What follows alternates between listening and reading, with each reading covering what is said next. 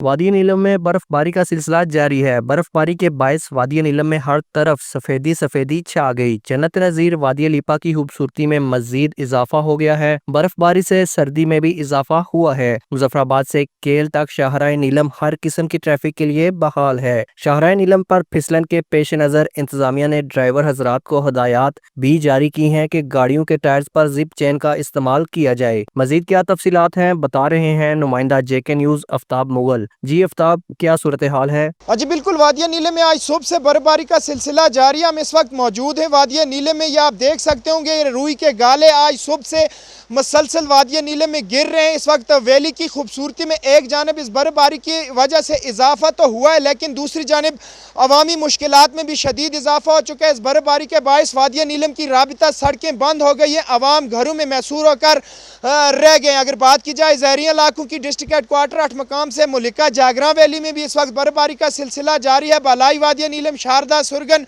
केल, तावबट में भी बर्फबारी का सिलसिला जारी है। हम इस वक्त जिस जगह पर मौजूद हैं यहाँ पर सुबह से इस वक्त तक 6 से 7 इंच तक बर्फबारी रिकॉर्ड की गई है, जबकि बालाई वादिया नीलम में 3 फीट से ज़्यादा बर्फबारी रिकॉर्ड की गई है। बर्फबारी के बायस सर्दी की शिद्दत में भी सख्त इजाफा हो चुका है। इंतजामिया ने यहाँ पर मकामी लोगों और स्याहों से अपील की है कि दौरान बर्फबारी सफ़र करने से इज्तनाब बरतें, क्योंकि लैंड स्लाइडिंग का ज़्यादा खदशा रहता है। इसी तरह इंतजामिया ने यहाँ पर मकामी जो ड्राइवर हजरात हैं उनको भी हिदायत जारी की हैं कि दौरान सफ़र गाड़ियों के टायर पर जिप चेन का इस्तेमाल किया जाए, क्योंकि शाहराह नीलम पर मुतअद्दिद मकामात पर फिसलन है।